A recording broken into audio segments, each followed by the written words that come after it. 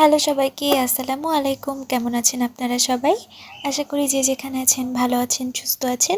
তো আজকে আপনাদের সাথে একটা নতুন রেসিপি শেয়ার করব। তো সেটা হচ্ছে আলু পোস্ত এবং গোলা রুটি।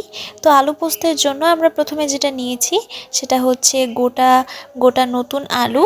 তারপরে আমরা একে একে মশলা উপকরণে চলে যাব।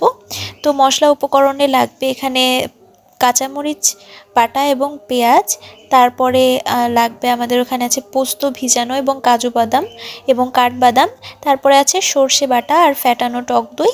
তো এটা আবার আমি ক্লোজে দেখিয়ে নিয়েছিলাম। আমরা কিন্তু এখানে কাঁচামরিচই বেশি ইউজ করেছি, আমরা শুকনা মরিচ বেশি ইউজ করব না। এটা কিন্তু একটু সাদা সাদা হবে দেখতে। আর লাগবে হচ্ছে ধনিয়া পাতা, আদা রসুন পেস্ট।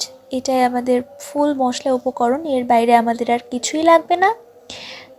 এটার মধ্যে আমাদের রান্না করা হবে। তো প্রথমত আমাদের যেটা লাগবে, আলুটাকে আমরা ভালো করে সিদ্ধ করে নিব। এটা কিন্তু নতুন আলু, তো আলুটাকে সুন্দর করে লবণ দিয়ে সিদ্ধ করে নিব। এই রেসিপিটা বেসিক্যালি আমার হিন্দু একটা বান্ধবীর কাছ থেকেই, মানে বান্ধবীর বাসা থেকেই শেখা। আর আমার বাবারও হিন্দু ফ্রেন্ড আছে অনেক, আমারও ফ্রেন্ড আছে অনেক। তো তাদের কাছ থেকে এই রেসিপিটা নেওয়া। তো সেভাবে করে আমরা করে খাই, খেতে খুবই ভালো লাগে। তো এখানে আমরা দেখতে পাচ্ছি আমরা আলু সিদ্ধ করতে বসিয়ে দিয়ে আমরা সর্ষে, পোস্ত এবং কাঠবাদাম আর কাজু বাদামটা সুন্দর করে পাটার সাহায্যে বেটে নিচ্ছি। আপনারা চাইলে ব্লেন্ডারও ব্লেন্ড করে নিতে পারেন, কিন্তু পোস্ত যেটা আছে সেটা পাটায় বাটলেই সব থেকে বেশি ভালো হয়। ব্লেন্ডারে ব্লেন্ড করলে অত বেশি ভালো হয় না, মানে একটু পোস্তটা পুরো ভালোভাবে মিহি হতে চায় না, যার কারণে আমরা পাটাই বেটে নিচ্ছিলাম। তো এই যে আমাদের পাটায় বাটা হয়ে গেছে আমাদের সর্ষে, পোস্ত এবং বাদামগুলা। আমাদের আলু হয়ে গেছে অনেকটাই সিদ্ধ করা। তো এটা আমরা এখন নামিয়ে ফেলবো।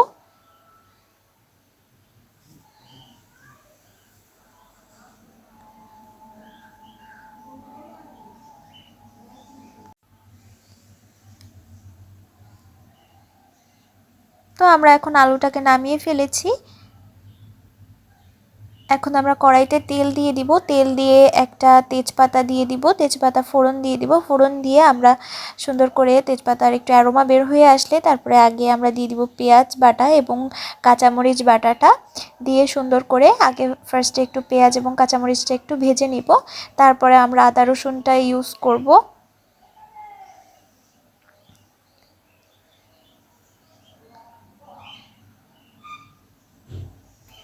তো এখন আমরা আদা রসুনটা দিয়ে দিলাম। আদা রসুনটা দিয়ে সুন্দর করে এখন মশলাটাকে কষিয়ে নিব।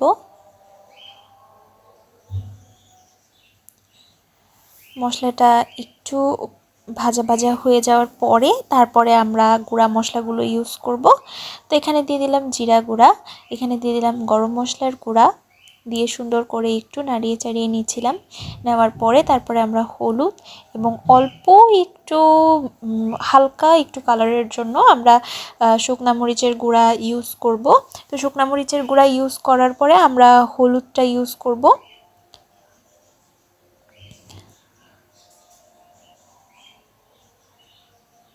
তো হলুদটা ইউজ করে আমরা একটু নাড়িয়ে চাড়িয়ে নিয়েছিলাম। এখন আমরা ফ্যাটানো টক দই দিয়ে দিলাম। ফ্যাটানো টক দই দিয়ে সুন্দর করে একটু কষিয়ে নিব।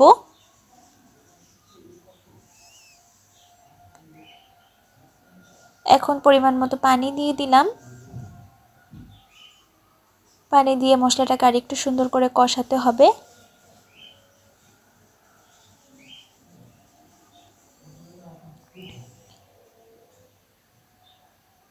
পরিমাণ মতো লবণ দিয়ে দিলাম।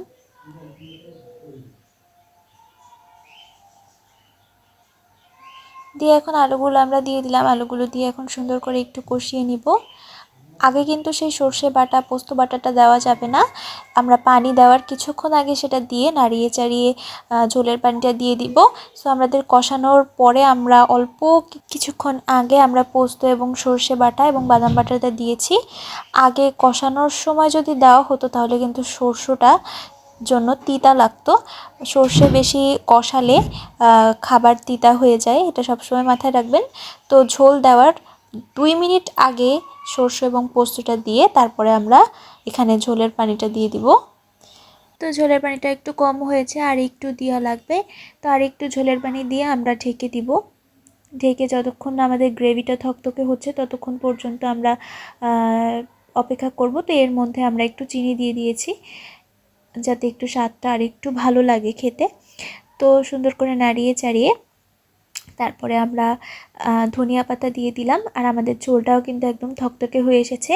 এই পর্যায়ে আমরা ধনিয়া পাতা দিয়ে তারপরে আমরা ঢেকে দিয়েছি যাতে ধনিয়া পাতার স্মেলটা সুন্দর করে সব জায়গায় ছড়িয়ে যায়। তো এই পর্যায়ে আমাদের কিন্তু হয়ে গেছে আমাদের আলু পোস্ত। তো এই যে আমাদের আলু পোস্তের ফাইনাল লুক, কেমন লাগলো সবাই অবশ্যই কমেন্ট করে জানাবেন, এবং অবশ্যই কিন্তু আপনারা বাসায় ট্রাই করবেন। এরপরে আমরা যে রেসিপিটা দেখাবো আলু পোস্তের সাথে যেটা আমরা পরিবেশন করেছি সেটা হলো গোলা রুটি। এটা সবাই পারে, কিন্তু খেতে কিন্তু খুবই ভালো লাগে আলু পোস্তের সাথে। আর এই নতুন আলুটা বাজারে কিন্তু নতুন উঠেছে, আর এই আলুটার সাইজ একটু বড়। একটু ছোট সাইজ হলে আর একটু বেশি ভালো হতো, আমরা ছোট সাইজ হাতের কাছে পাইনি, তাই আমরা একটু বড় বড় করে করেছি, কিন্তু স্বাদের কোনো ডিফারেন্স নাই। এবার আমরা করব গোলা রুটি। তো গোলা রুটির জন্য এখানে আমরা নিয়েছি চালের গুঁড়া, আর অল্প একটু ময়দাটা আমরা পরে অ্যাড করব। তো আমরা অল্প অল্প উষ্ণ গরম পানি দিয়ে আমরা চালের গুঁড়াটাকে সুন্দর করে হাতের সাহায্যে মথে নিব। আমরা কিন্তু পানিটার মধ্যে লবণ দিয়েছি, আপনারা কেউ ভাববেন না যে আমরা লবণ অ্যাড করিনি। আমরা যখন পানি গরম করেছি তখন তার মধ্যে পরিমাণ মতো লবণ দিয়ে নিয়েছি। তো এখন সুন্দর করে হাতের সাহায্যে একটু একটু পানি দিয়ে আমরা এটাকে মথে নিচ্ছি যাতে আমাদের গোলা রুটিটা একটু নরম হয়, সফট হয়। আমরা বেশি হার্ড করে বানাবো না। আর চালের গুঁড়াটা তো একটু ক্রিস্পি হয়ে যায় চালের গুঁড়া দিয়ে বানালে। আমরা একটু ক্রিস্পি চাচ্ছিলাম না, যার কারণে আমরা একটু সময় নিয়ে করছিলাম। এবং এইভাবে করে হাত দিয়ে মথে রাখার পরে আমরা কিন্তু 2.5 ঘন্টা রেখে দিয়েছিলাম রেস্টে। তারপরে আমরা গোলা রুটিটা বানিয়েছি। আপনারা কেবল দেখতে পারলেন, আমরা কিন্তু ময়দাও অ্যাড করেছি, 1 মুঠ পরিমাণের ময়দা অ্যাড করেছি এখানে। তো সেই ময়দা দিয়ে এখন সুন্দর করে আমরা এই পর্যায়ে একটা ডো বানিয়ে রেখে দিয়েছি। আমরা 2.5 ঘন্টা এটাকে রেস্টে রেখে দিব। রেখে দেওয়ার পরে 2.5 ঘন্টা পরে আমরা সেটাকে গোলা রুটি করব। তো এখানে ফার্স্টে আমরা গোলা রুটির মধ্যে যেগুলো দিব, কাঁচামরিচ, পেঁয়াজ এবং ধনিয়া পাতা, লবণ আর অল্প একটু হলুদ দিয়ে আমরা সুন্দর করে পেঁয়াজ এবং এই কাঁচামরিচটাকে সুন্দর করে মাখিয়ে নিচ্ছিলাম। মাখিয়ে নেওয়ার পরে তারপরে আমরা ওই গোলা রুটির ডোটা এই মশলার মধ্যে দিব, মানে আমরা এই ধনিয়া পাতা কাঁচামরিচ দিয়ে যেটা তৈরি করেছি সেটা দিয়ে গুলিয়ে তারপরে আমরা এটাকে বানাবো। তো আমরা এখানে পানি দিয়ে সুন্দর করে এটাকে মেখে নিচ্ছিলাম একটা পাতলা ডো করে, মানে যেমন আমাদের দরকার প্রয়োজন তেমনভাবেই।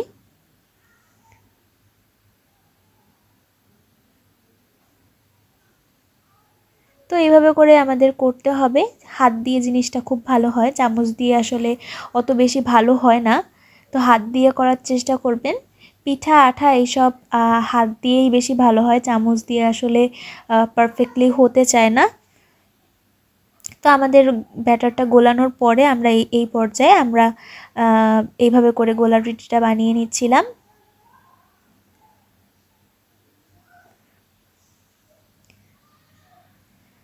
হাতের সাহায্যে ছড়িয়ে ছড়িয়ে আমরা এটাকে করে নিয়েছি। তো এটা খুন্তির সাহায্যে করবেন না, আপনারা একটা ইসের সাহায্যে করবেন, মানে একটা কাঠের বা স্প্যাচুলার সাহায্যে করলে এটা আর মাঝখান থেকে ছিঁড়ে যাবে না। তো এইভাবে করে আমরা একই প্রসেসে সবগুলাই করে নিয়েছি। এটা দিয়ে ওই পোস্ত আলু খাবো বলে। তো সেইভাবে করে আমরা এটাকে একই প্রসেসে ভাজ করে নিয়েছি। এইভাবে করে আমরা সবগুলা তৈরি করে নিয়েছি।